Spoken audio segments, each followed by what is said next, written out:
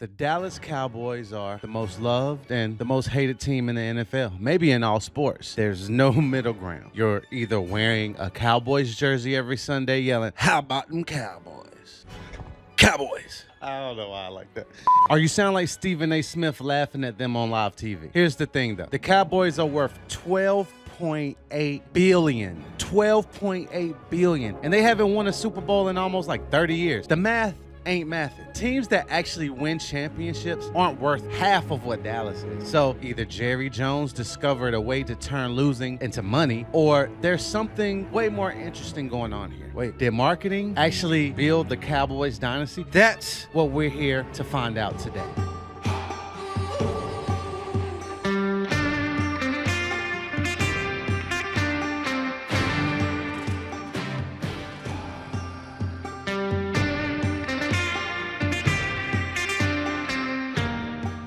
Let's rewind to the 1960s. The Dallas Cowboys are brand new and absolutely terrible. And I mean historically bad.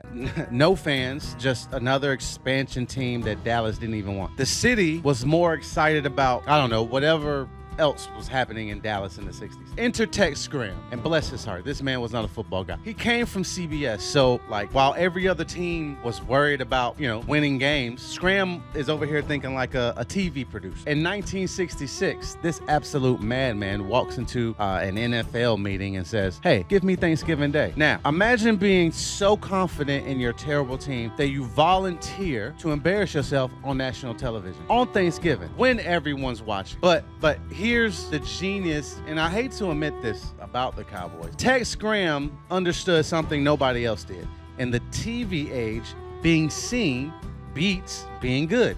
So every Thanksgiving, while your uncle's arguing about politics and your cousins hogging the remote, the Cowboys are right there in America's living room. Win or lose, they're part of the family dinner. It's like that friend who shows up to every party uninvited but somehow becomes the life of. Annoying? Yes, absolutely. Effective? Unfortunately, yes. And if you thought that was bold, how about them Cowboys?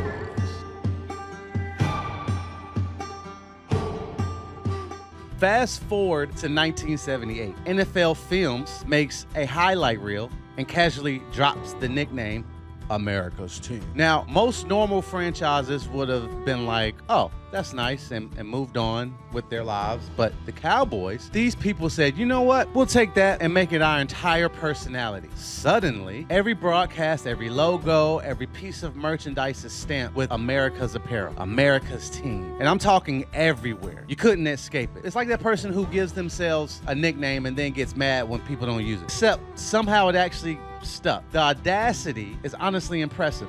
Imagine walking into a room full of 31 other teams and announcing, "By the way, I represent all of America now." The confidence required for that move is either genius or completely delusional. But here's where it gets diabolical. And I genuinely respect the hustle. It didn't matter if you agreed with it or not. If you love the Cowboys, you wore that America's Team label with pride. If you hated them, you spent the next 45 years arguing about why they don't deserve it. Either way, Dallas stayed in the conversation. They turned disagreement into engagement. They made their haters into their marketing team. And then 1989 happened. And Jerry Jones said, "Hold my beer. I'm about to make this way more dramatic."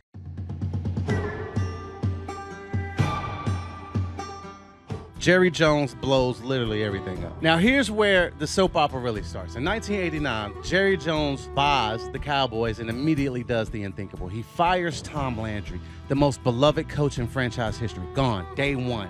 Fans lost their minds. The media went nuclear. They received death threats, protests. It was complete chaos. The Cowboys weren't even good, but they were the biggest story in sports. And Jerry, he was eating it up. He was loving every second of it. Press conferences became must-see TV. This guy treated controversy like rocket fuel. He wasn't just the owner, he was the star of the Cowboys reality show. Here's the real move. While everyone was distracted by Jerry was rewriting the business of football. See, back then, the NFL team shared all the big sponsor money at the league level. Pepsi, Nike, Dr. Pepper. Those deals were for everyone. Jerry Jones said, "Nah, I'll do my own." And he did just that. Exclusive Cowboys deals worth $40 million.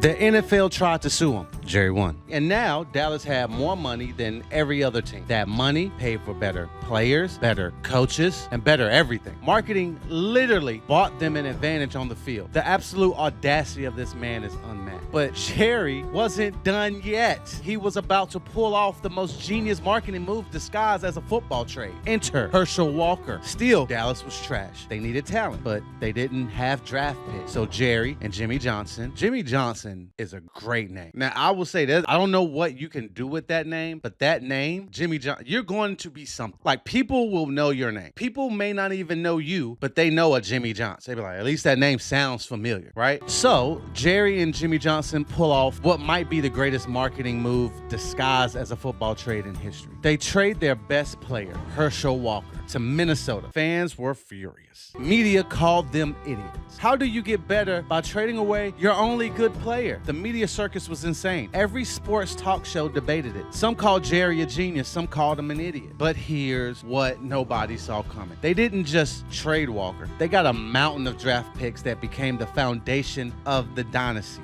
Emmitt Smith, Darren Woods, Russell Maryland, all from that one trade. But the genius wasn't the football move, it was the marketing. They stayed in the headlines while losing, built anticipation for the future, and turned a rebuild into appointment television. Marketing disguised as football. They sold the drama, crashed the headlines, and rebuilt at the same exact time. It's honestly beautiful in the most annoying way possible. And when those draft picks started paying off,